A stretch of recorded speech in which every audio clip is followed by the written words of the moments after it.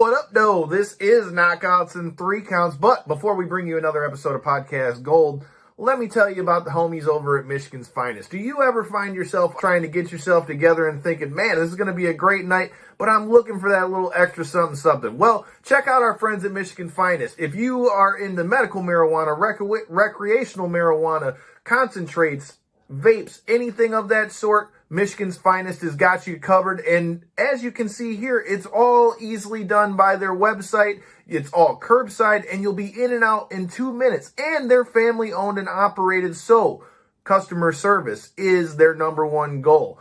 And now, since they are rocking with Knockouts in 3 Counts, use the code KO3MF. Yes, that's KO3MF. You get 10% off your entire order, but that does exclude featured items and items that are already on sale. But if you use that code, you're getting 10% off your items, and I promise you, either if you're looking for that big knockout or you're ready to hit the sheets for that 3 count, Michigan's Finest will get you together. Tell them Knockouts in 3 Counts sent you, and I promise you, you're going to be having a great night. Peace. This is the Ring of Honor, a.k.a. Shane T, boy, the baddest champion you ever seen, boy. This is Mr. Anderson. This is good old JR Jim Ross, and you are listening. You're listening to Knockouts in 3 Counts. Cover! We got a new world champion! That might be one of the craziest knockouts I've ever seen in my life. Knockouts in 3 Counts is the podcast, baby! It's the real deal, baby! Knockouts in 3 Counts starts now.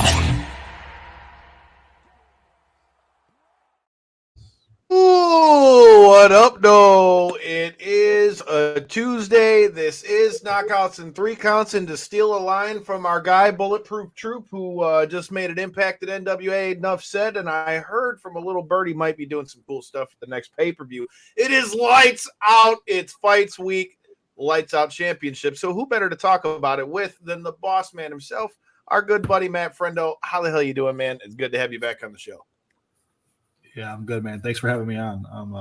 I'm excited that fight night is almost here. So things are going good. We're looking forward to it. Hey, man, me too. Like I said, ain't nothing better than seeing a fight night. And now that they're a little bit closer to home for me, I am looking forward to it. Before we get into the business at hand, let everybody know where they can check the fight out, where they can get tickets at, what time everything's going down, and if you can't be there, where you can watch it at. Yeah, so we got you covered either way.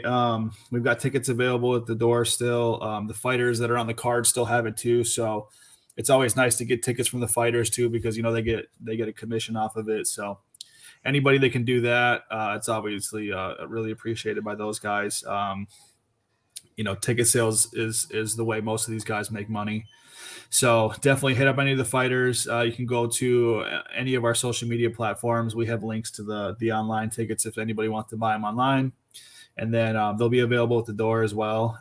For people who can't make it, we're going to be streaming exclusively on Spectation Sports. So we'll have the pay-per-view stream set up. Those guys are really good. It's a really easy service to use. So whether you're coming live or you're watching on online or on your streaming devices, we got you covered.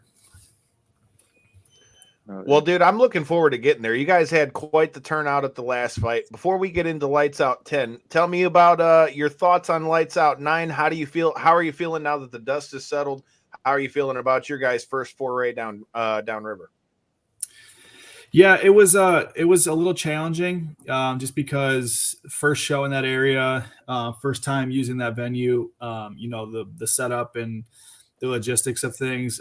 It was definitely different. We've been pretty exclusively at the Deltaplex. So kind of venturing away from that, it was a little scary. But the turnout, I think, made it worth it. It was definitely justified to come to that area. I used to joke about it back in the day because I didn't like WXC. So I would joke about I'm going to come down to your area and do shows in your backyard. And I just, I was a shithead. So I used to joke about it, and everybody would always tell me, no, you can't do it. The area is not good for shows. It's so, it's so played out. There's too many shows. And everybody kept telling me, you can't do it. There's no way. Don't do it. Don't waste your time. Don't waste your money. I think we proved that wrong. So we had a really good turnout. The fights were awesome. Yeah, everything about the show was pretty good. So I'm super excited. We're still doing it at Height, but we're doing it at their Wayne location instead of the Dearborn Heights location. One of the main reasons for that is because in Wayne we can have alcohol at the show. That was one of the biggest complaints we had from the last event was that we couldn't do alcohol. Yeah. This guy. Yeah. This guy. Yeah. Yeah. Texting me at the commentators table. Is there really not alcohol? I don't know, dude. I have no fucking idea right now. Yeah, it wasn't ideal, but it's for religious purposes. You know, the where the venue's located and stuff. For religious reasons, those guys don't allow alcohol there. So fully understood it. We didn't try to argue it. I don't mess with anybody's religion. So so I was definitely not arguing that. But their one in Wayne is a little different. They're not so strict on stuff like that. So we decided to do that one. It's a little bit smaller, but it does have built-in bleachers as well for general admission seating. So I think the layout, even though we could fit less people, I think it probably works better for what we're trying to do. So I'm excited. That also means tickets are going to be limited too, because it's a little smaller. So with the pre-sales and stuff like that, how everything's going, I truly think it'll be a sold-out show because it's a little smaller than the last one. So I think we realistically probably could have sold like 300 or 400 more tickets to the last one. And with this one, I think it's probably about 500 people smaller. So I wouldn't be surprised if we're getting told we can't sell any more tickets the night of. I mean, that's never a bad thing. The place was packed. I mean, Corey, you were at the last show watching it from the seats. What was your thoughts, bro? Yeah, I mean, the built-in bleachers is definitely going to be a step up for sure, especially for somebody like me who showed up with a group of people and stuff. It was a little harder to find seating in a spot where you could actually see the spectacle that the fights were, you know, like, and then also the way that they had the arena layout. I know we had spoke to you about that at a separate time, but where the lighting and stuff wasn't the way that you were hoping and stuff. You could just there was definitely a couple things that could have been tweaked. It seemed like they hadn't ran fights at that venue very much, and it just was like kind of ironing out some of the things. Like the lights being on during the event was a big distraction as well. That wasn't the greatest. Yeah, we had so part of the lumps and hurdles to do that was the lighting and the sound. So we had contracted a company and there was a miscommunication at some point in what we asked for and what they provided. So what we asked for wasn't what we got. And then as we told them you need to change it, there was not enough time to change it. So we had to take the lights down and we just used the house lights, which is horrible. We'll never do it again because we bought our own lighting system. So we bought the whole truss system. Up. Yeah, we bought the whole truss system with the movers and all the stuff on there. So the production value is going to be definitely increased. We've got the video board again too, which was nice. That was kind of a lifesaver for people who didn't get the closer seats. So this one, like I said, I'm really excited for it because this time it's the first show that we're doing with our new lighting system. So we don't have to rely on anybody. We bought it. We don't have to worry about renting and trying to explain to people what we want because that was the biggest headache I've ever dealt with. So taking that out of the equation. So now that we own it ourselves, we can do whatever we want with it. The lighting and sound will be fixed. Having the bleachers will be nice. And then the video board makes it really easy for everybody to see. So that was some of the worries with doing a brand new venue is like, you don't want to go to the first, your first time doing a show in that area and have it be problem after problem after problem. And then people don't want to come back when you do shows again. So we definitely had some inconveniences and some things to fix. And I hope it wasn't too bad. I think based on how this show is trending, I think we're still trending in a positive direction. So I think this one, having some of those things corrected, I think it'll set us up for some good shows in the future here. Yeah, absolutely it will. And I feel like the product itself too, the fights definitely lived up to expectations. So I feel like that helped a lot too. It wasn't like I walked out of there at the end of the night disappointed. The drink thing did kind of suck to your point, but After about halfway through the fights, I just kind of got over it. My old lady's not a drinker anyway, so it's what it is. But it was like you said, with the new lighting system in hand, I think that'll add a huge element. The fact that there's bleachered seating, so you're actually up, above the actual ring, so you're not sitting below it and trying to view, from a slightly downward angle. All of those, I think, will be huge improvements, like you say, to this return to the Hype Athletic Center, even though it's a different location. Dude, talk about pull and back the the other curtain, man. You're already talking. You haven't even talked about the fights yet. You just talk about the logistics. Well, of the damn I was event. just about to say, I wanted to talk about the fights.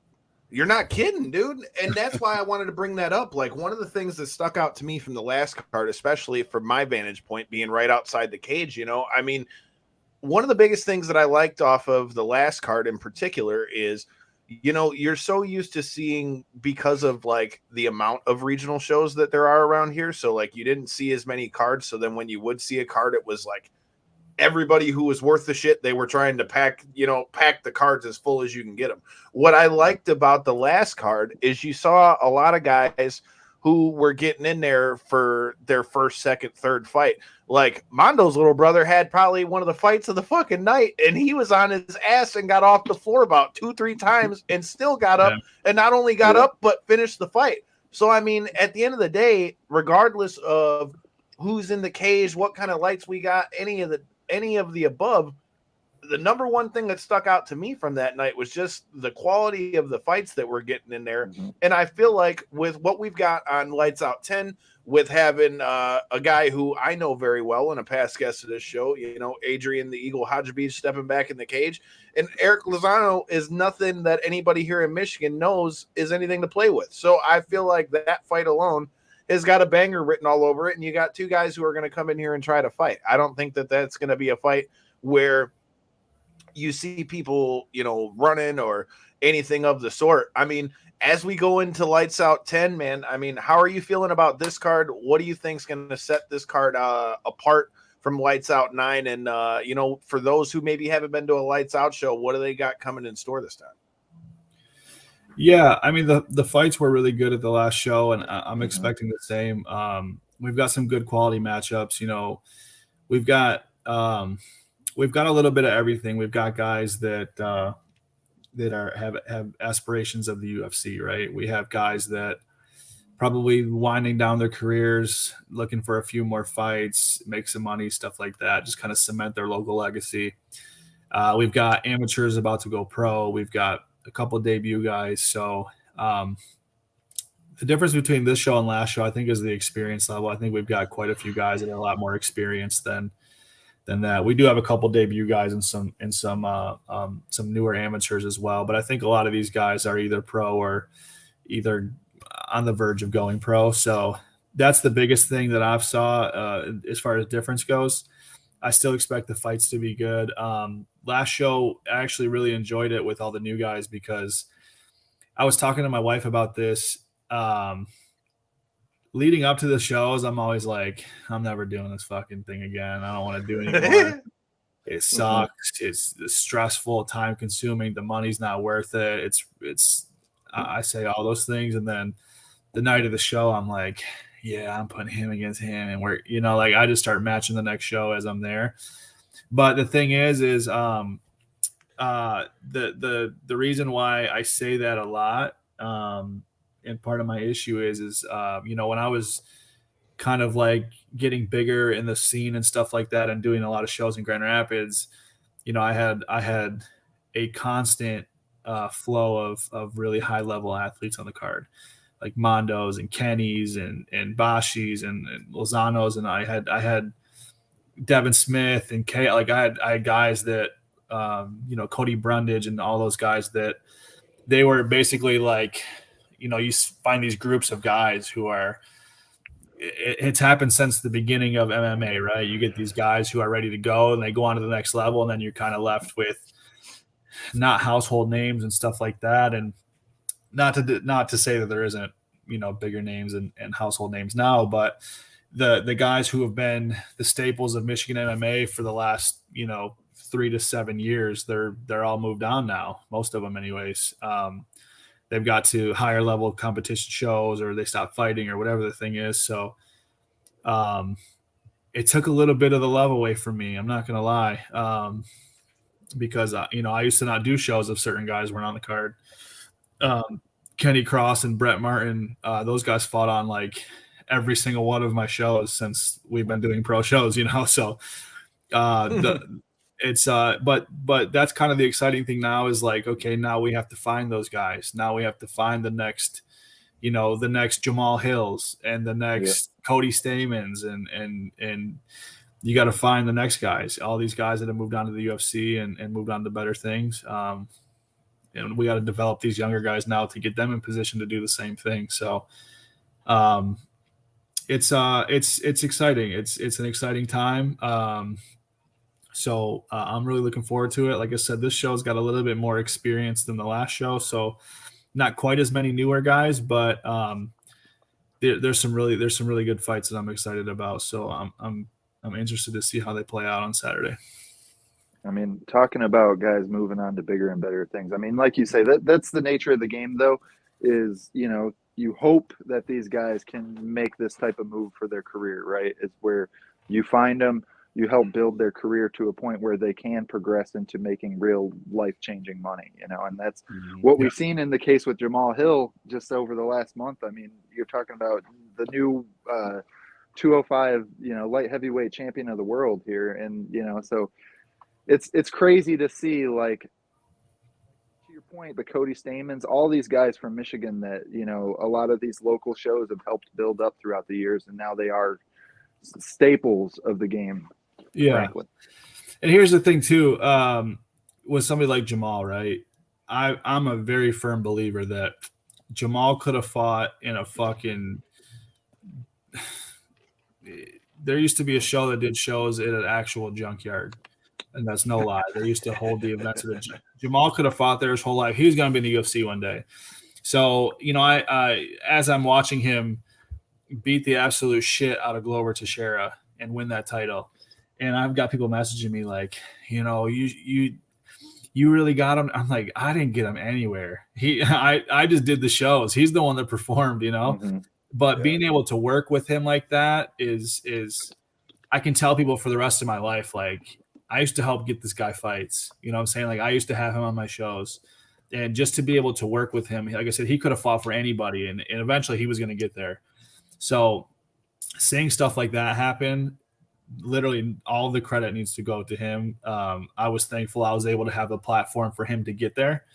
But now I got to find the next one. And the crazy thing is like, you always hear these stories about these fighters or athletes, right? Of like, they had a horrible childhood or tragedies, or, everybody's got a story, right? Of how they got to where they got. And I've been waiting to tell the story about Jamahal, and I hope he doesn't get pissed at me because I don't even care.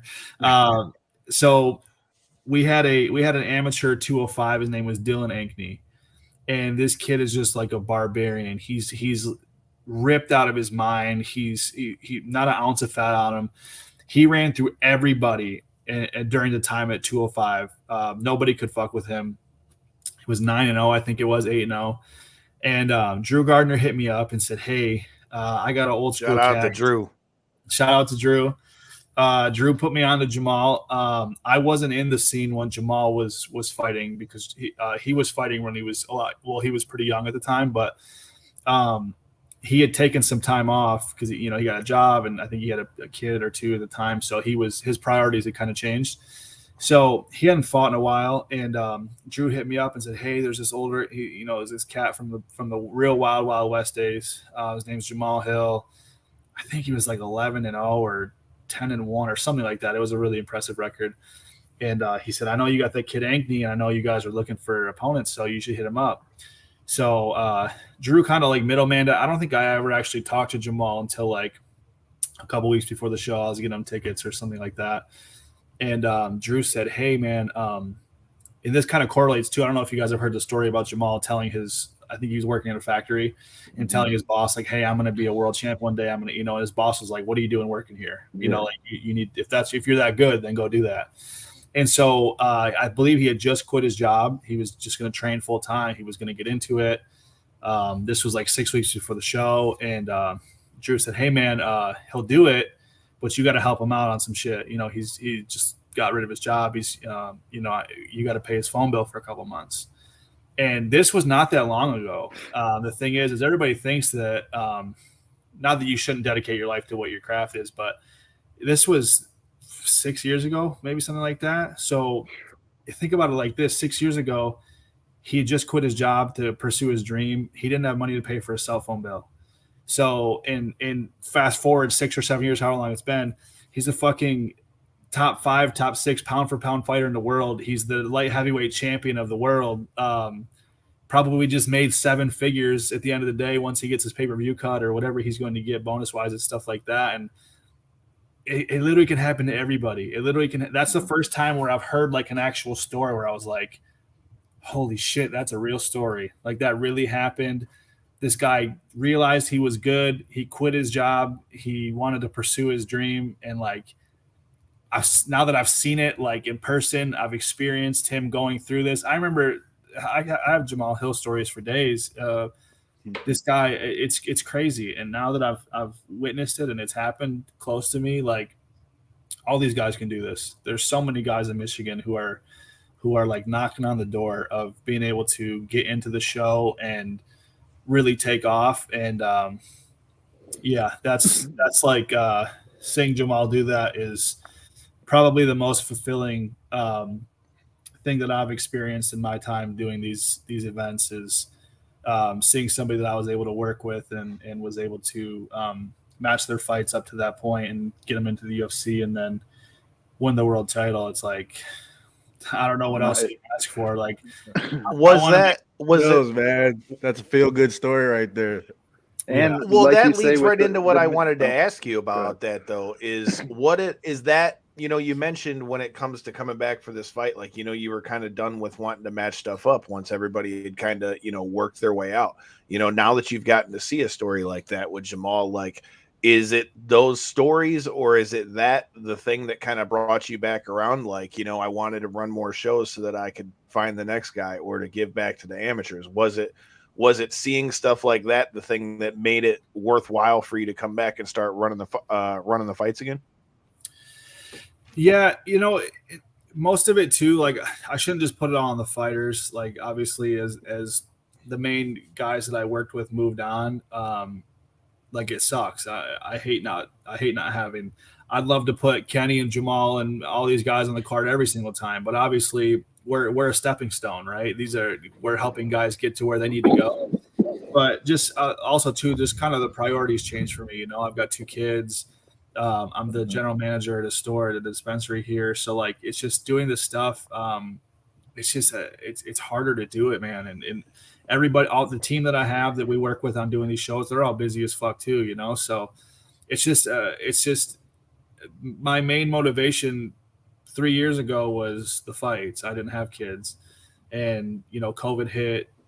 3 years later, I have 2 kids. So it's tough, man. It's tough to do it with the job and the kids and trying to be able to spend time with my family and still give the amount of time needed to do these events is tough. But yeah, seeing somebody like Jamahal, like I was literally crying in my living room watching it. Like, usually I have people over and stuff.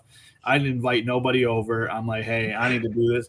I'm going to this one alone, guys. You guys got to stay out. I'm crying my man tears without no eyes, motherfucker. Man, that's what I'm saying. Nobody's watching me do it. My wife and I just watched it. The fight's over, and we just start bawling. Like, that's a moment, though. That's real. That's a real moment right there.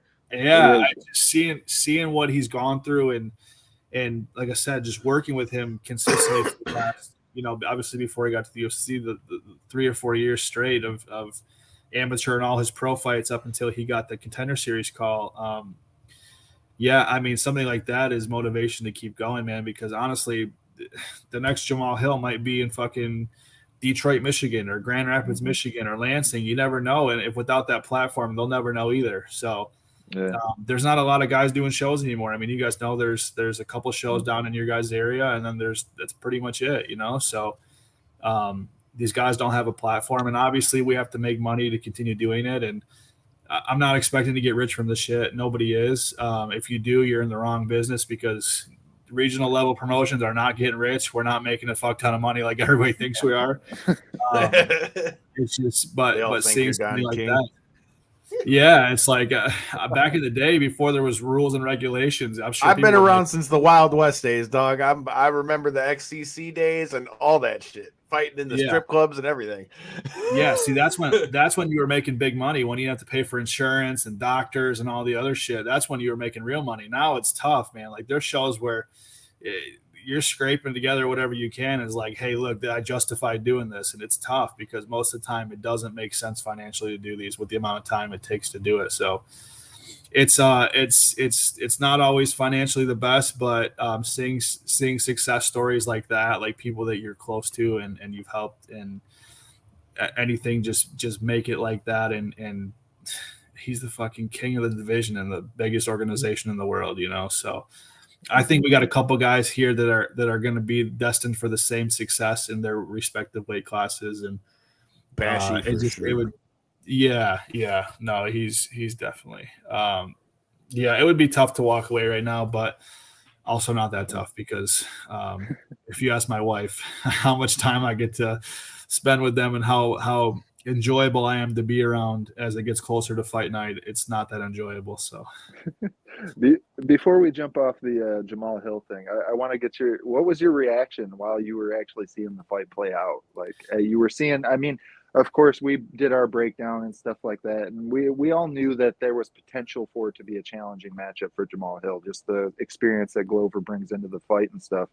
And the fact that Jamahal was able to come out of it not unscathed, he took a couple bumps and bruises throughout it, but for the most part, he really withstood all the possible threats that were thrown his way. And if anything, really shown his talents in a lot of ways that I'm sure a lot of people weren't expecting, myself included. Yeah. I mean, it's funny. My wife has a good picture of it's like the third round. Me and my oldest son, Junior, were face to face with the TV, and I'm screaming. It's like I'm in his corner. I'm telling him, like, what the fuck? What are you doing? As I'm watching it, here's the thing too. I was being very honest. I had people ask me how I thought it was going to go, and I said I thought he was going to finish it in the second round. I think Glover, obviously he was on an incredible run for a minute as he got older too, which is obviously not usually how it goes. Usually the older you get, kind of fades, but he got better as he was getting older. I didn't think he had the tools to do what is needed to beat Jamahal.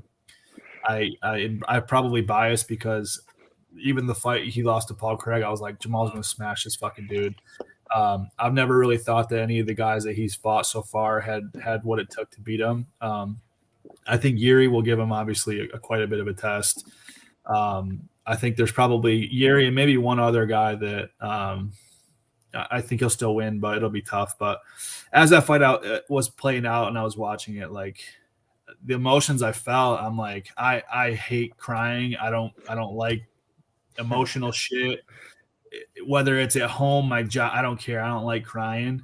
And the whole fight, I was thinking, like, I'm crying inside. Like, this is the craziest moment of my life. Like, I could just pick up the phone and call the fucking UFC Light Heavyweight Champ of the world and say, hey, do you want to come to the show next week? Like, how surreal is that? The guy that I booked as an amateur and booked all the way as a pro until he got to the UFC, like, that I call that guy my friend, and he's the fucking world champion, you know, like, it's crazy. It was like the most surreal thing that, like, I thought it was in a movie. Like, I'm just watching somebody just that I know just climb the ranks, and he's the champ now. So yeah, it was wild. It was like I said, I couldn't have my friends over or anything. I'm like, hey guys, I'll text you after. I don't know. I can't be no calls, no text. Yeah, I can't be. Do not disturb, motherfuckers. I am watching the fights. I like it though, dude. But I mean, that shows how much you give a damn about what's going on. And anybody that's been following us for a while, those of you guys who are newer watching, make sure you hit that subscribe button. Jamal's a past guest of the show too. Like I said, I love seeing all the Michigan guys, come up. I mean, Cody's another one. I watched Cody fight for years before, you know, he got in there. And then I remember he was supposed to get in there sooner, but he had that one fight that he got fucked on the decision, and then that set him back. So just to see so many guys from the Michigan scene really be out there, really be doing it. Let's not forget Jared Brooks, who just won the ONE FC out there. That's a good idea. We got people asking, are you going to do a meet and greet with Jamahal at the show? I'm not sure yet. I haven't talked to him. I talked to him like the night of his fight, or a couple nights after we had messaged back and forth. I don't know if he's going to be there. There's a potential. We had a dropout on one of the amateurs, and I believe, I could be wrong, I think it's his cousin is potentially going to be stepping into the card, kind of as a last minute fill in. So I'm not sure yet. I don't know if he will be there, but I'm obviously hoping he is. So I'm going to reach out to him tonight or tomorrow and see. I know he was in Florida recently. He went to the he was at the Pro Bowl games and stuff like that recently too. So I don't even know if he's in Michigan right now, but that guy's life just changed. That guy's life just changed so much that his price tag, I might not be able to pay it now. I don't know. Hey, but that's what we all want to see, man. Well, before we get off of the total subject with lights out and all that, because I got a couple other things I want to ask you, because I know you watch all the fights just like I do. And since we always are talking about all those parlays, I figured who better to talk about them with than you. But with that being said, you know, tell me about, with lights out 10, man, obviously we've mentioned Adrian's fight. What other fights are you looking forward to on the card for anybody who's still on the fence about coming out? What other fights are going to be ones that you think are going to be sleepers on this one? There's a few of them, man. To be honest with you, there's a lot of storylines. You're never going to live down XFC either.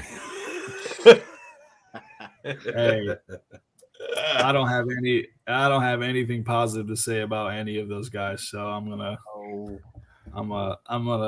forget about that. But we talked about that. We already talked about that last time. Check it out on the YouTube channel. Yeah. No, so I mean, there's all types of stuff in the, in the co-main event. We've got Reese Brink taking on Damian Hill from Minnesota. Reese went on a ridiculous streak where he pulled off 3 or 4 wins where he was clearly the underdog. People weren't giving him much of a shot.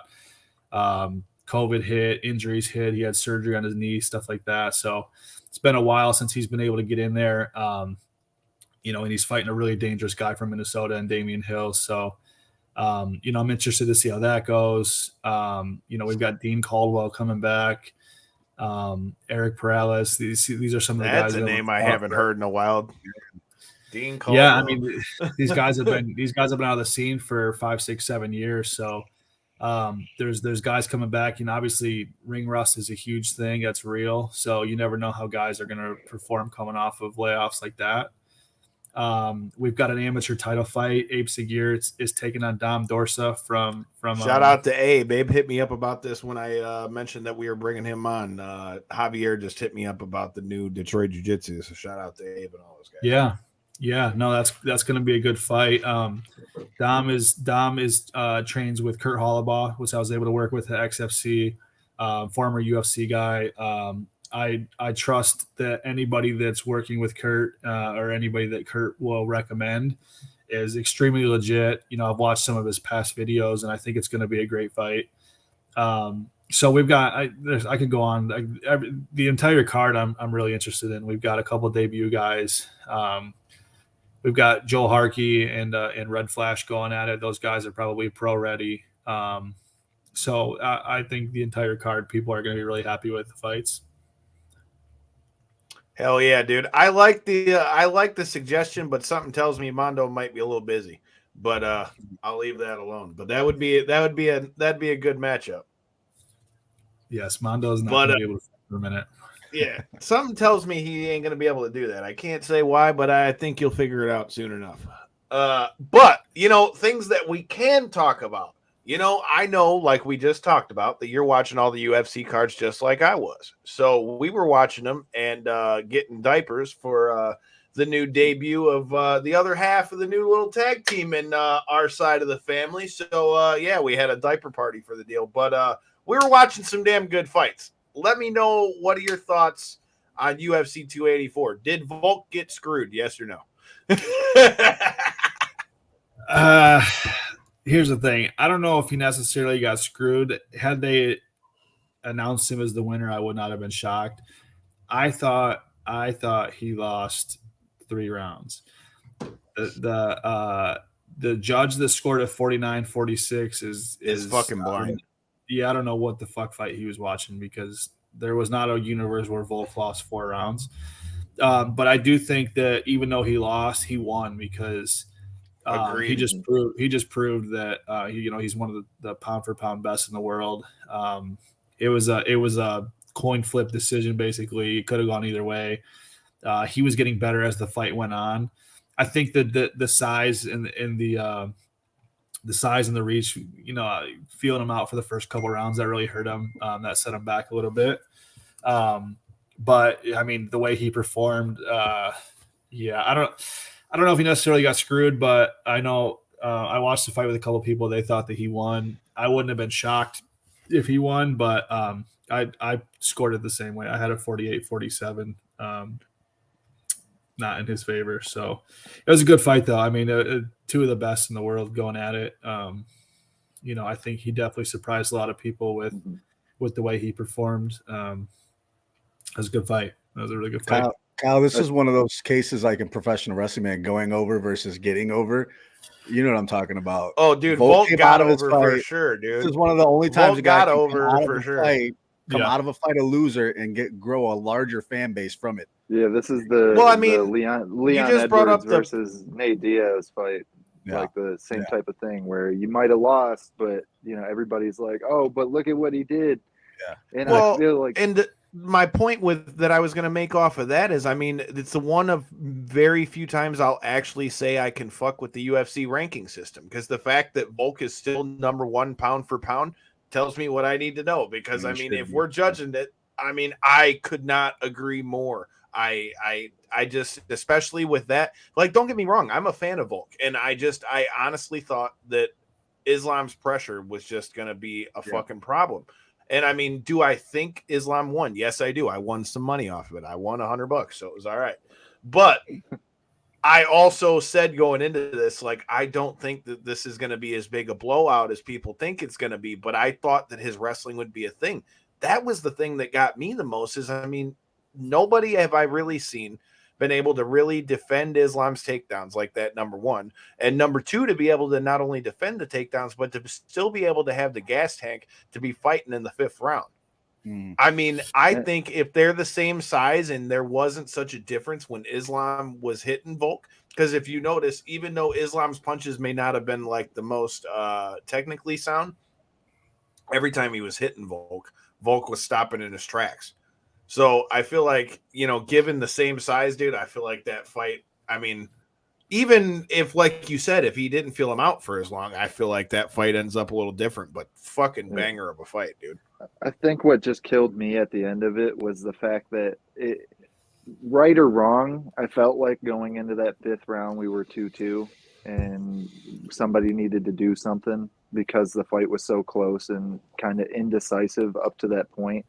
And even to, like you were just saying, Kyle, when like Islam would implement his wrestling, it wasn't super successful. Like in that 4th round, yeah, he was able to hold his back for 2.5 minutes or whatever, but he wasn't doing nothing. Fuck all with the position and got 100 punches landed on him. And the new striking criteria is damage. So I was even unsure with how they were going to go with that round, so it was an interesting thing going into the 5th round. That's why I think it kind of broke my heart at the end that he didn't get his hand raised, is that I felt like it was 2-2.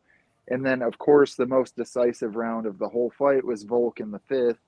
He looked really, really good. He dropped him. Yeah, he looked really good in that 5th round. Was able to not only, to your point, Kyle, drop him, but took top position, ended the fight. It looked like in a sequence where, given an extra couple minutes, he could have possibly ended the fight from that sequence. So it was just, that's what I think kind of hurt it. It didn't hurt it. If anything, it helped Volk in the long run, because now I feel like that's what gives everybody this ammo to be like, no, Volk's still number 1. he gained such a fanfare from this fight, from hardcores to casuals, all along, all across the board. I feel like this is the best outcome without a win possible. I mean, of course, I'm sure he would love to be the newest UFC double champ, but I don't know, man. There's still all these rumblings out there about a potential rematch, even. So I know I hope they fight again. God damn it! Let Volk go fight Yair, and then let Makhachev fight whoever's next at 55. And if they both win a couple more fights, God damn it, I want to see them run that back. I really do. Yeah, it was definitely that close of a fight. I agree as well. My fandom definitely wants to see it again. But either way, man, it was just, I think that's what broke my my fan heart last Saturday night, man, is I just, the way that 5th round ended, pride rules all day, man. He wins. That's all I'm trying to say.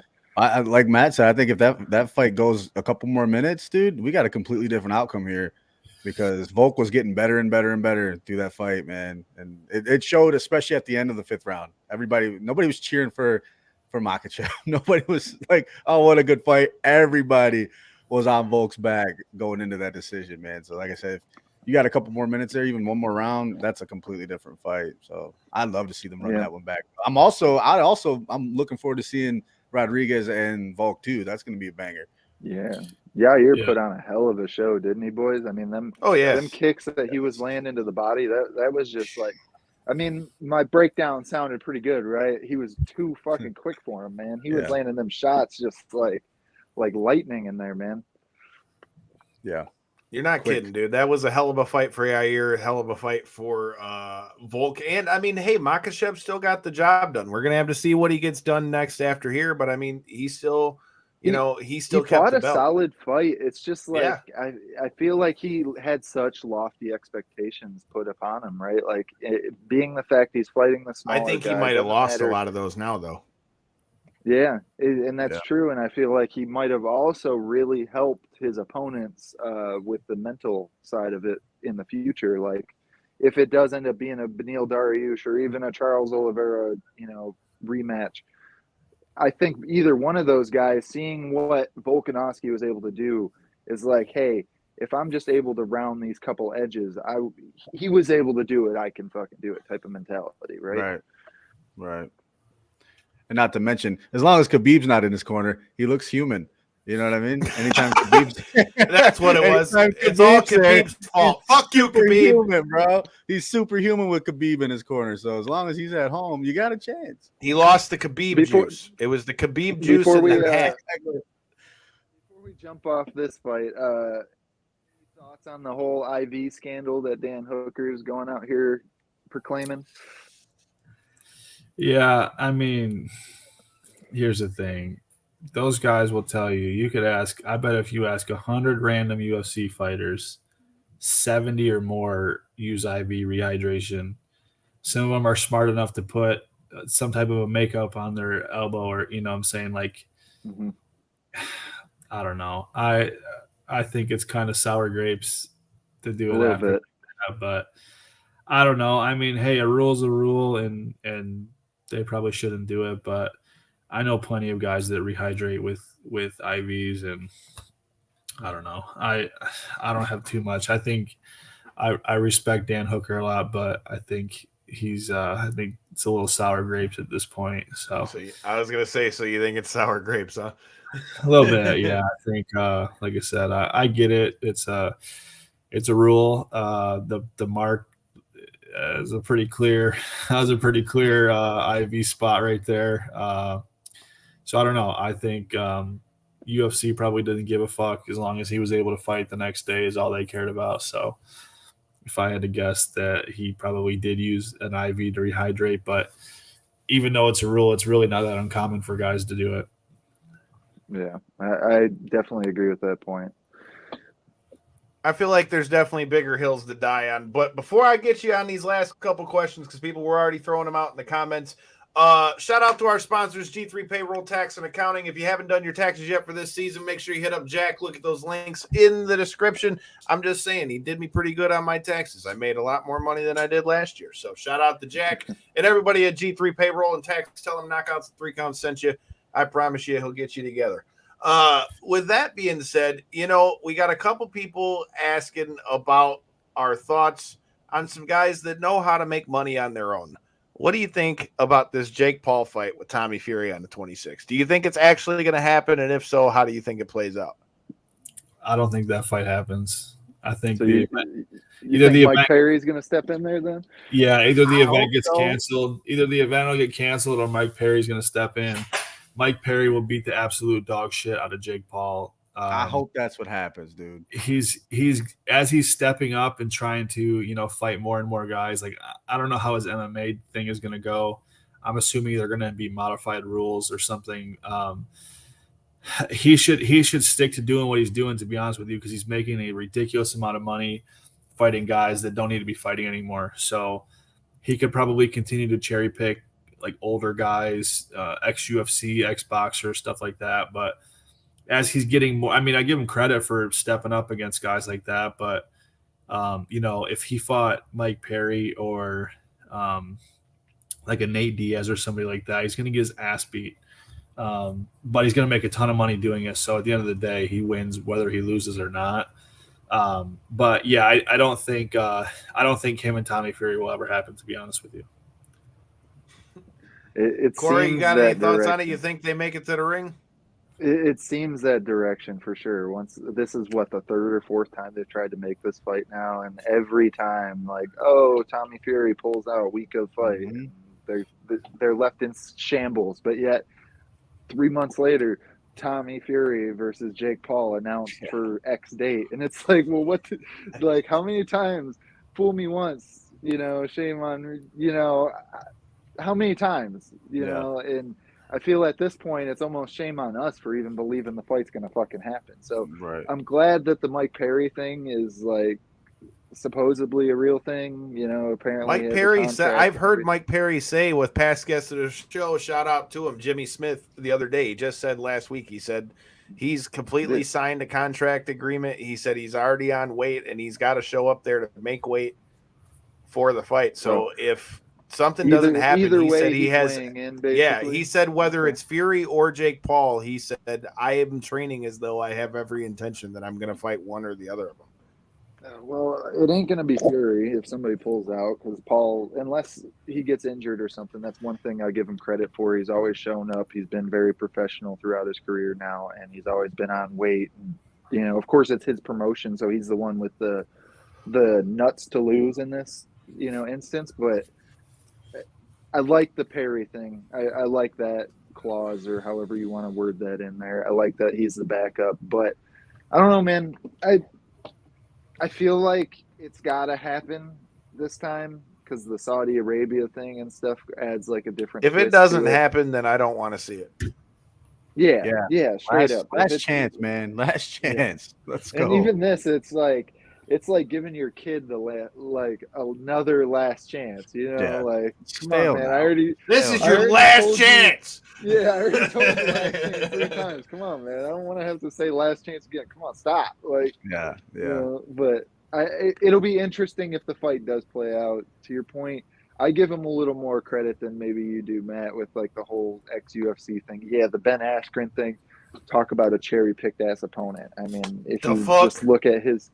But the Tyron Woodley thing, and it's gotten a little better since. Yeah, I can say that. He's still fighting guys he's 20 years younger than, but yes, he's taken on a little bit tougher opponent. Yeah, he's taken on progressively tougher opponents, and now he's trying to answer the criticism that he's been getting the whole time. Face a boxer, even though maybe not the realest of boxers. Dude, Tommy Fury is not the best choice. I've said that this whole time. Like, everybody's like, he's a Fury, but dude, he's not that good. He wins that battle because of the namesake and stuff, but I'm interested to see if it does end up happening. I'll leave my thoughts at that. I don't want to break down a fight that's not going to ever end up happening. All right, last one I got for you. Talking about making money, talking about things that are going to happen. I've already spent way too much fucking money on this trip out to LA. So before I talk about WrestleMania and get your thoughts on all that shit, if you have any, shout out to our other sponsors of the show, State of Pro Wrestling. Check their links out in the subscription. You got all the good stuff. They just had Julia Hart on there. He was out there at WrestlePalooza. Shout out to them doing the damn thing out there in Minnesota. Check them out. Tell them we sent you. But with that being said, we're only about 60 days out from WrestleMania. We've got Elimination Chamber this Saturday in Montreal. Sami Zayn versus Roman Reigns. Do you got any thoughts headed into WrestleMania? Have you been keeping up with it at all? Have you saw any of the Bloodline stuff? How are you feeling headed into WrestleMania, bro? Yeah, I think Vince doing what he did, getting removed for a little bit was probably the best thing that could have happened. The long-term storytelling that these guys are doing with the Bloodline is poetic. Amazing. Honestly. That's how you tell a story, the way they're doing it. It reminds me of a lot of like old school storylines and stuff they had going on. And I think that's a Triple H thing, the way he's able to kind of build that and carry it out. So, yeah, I think obviously Sammy's not going over on Roman. I think what will probably happen is Jay somehow cost Sammy the thing. That's what I said earlier. Did I not say this on the phone earlier, bro? Yeah, Jay will cost Sammy the match. Jimmy and Jay will fight. They'll wrestle Kevin Owens and Sammy at WrestleMania for the tag titles. I'm sure that's when Sammy and Kevin go over. But they're not gonna not have Cody Rhodes and Roman at WrestleMania. So, which I agree with. I think you got to take at least one of the titles off of Roman, if maybe both, and then he goes away for a little bit. He's been obviously doing this pretty consecutive now for a while. They got to split the titles up anyways, but I've been trying to keep up with it. I haven't been watching everything, but I was extremely happy to see Bray Wyatt come back. The storyline they've got going, kind of weird. I think I'm all for the long-term storytelling, but they're dragging his out really fucking slow. I agree. So yeah, I don't want them to rush it, but they're being just keep making it make sense. That's the thing is like just okay. Now what happens? Okay, like I think it's probably going to be something weird where Bray's wrestling Uncle Howdy at WrestleMania, and then they probably unmask him and realize it's his real life brother and something like that. I don't know. I think the product is heading in the right direction though. I think they're going to regret the Sasha Banks thing. Big time. I don't know. She goes to war this weekend for the IWGP title, February 18th out in LA at the New Japan show. It's her versus Kairi Sane for the IWGP strap. Yeah. I know that was I know she's really big into New Japan wrestling and stuff like that. So I know that was kind of a dream of hers to go do that. But I think they just let the biggest women's wrestler probably slip away, and maybe she comes back later down the road, and I don't know. But I think that's definitely, I think the Ronda Rousey thing's really played out. So I don't think she's super relevant at the moment. They were white hot a couple years ago when they had the Becky, Charlotte, and Ronda triple threat match. I think not that there's like a lack of hype in the women's division, but there's definitely less than what it used to be. So I think they're in a good spot, though. I think as much as I try to keep up with it, it definitely headed in the right direction creatively, I think. So I'm excited to see it. I was talking to my wife the other day. I saw they announced SummerSlam's going to be in Detroit. So you're coming to tailgate with us, though, right? Yeah. I'm definitely planning on going to it. I've never been to a live WWE event before, so really, yeah, never once been. So I've got when they had I don't know, they don't have WWE Network anymore, do they? It's just Peacock now. Nope, it's all Peacock. Yeah, unless you're in England. Yeah, no, I watched. I remember probably 2 years ago rewatching a lot of old stuff, and I'm always going to be a pro wrestling fan. Now that I've got kids that are getting a little older, I'm trying to get Junior will watch it with me a little bit, and he's a huge Cody Rhodes fan. So I like I haven't, good choice, kid. Yeah, I haven't said shit publicly yet because I'm still trying to.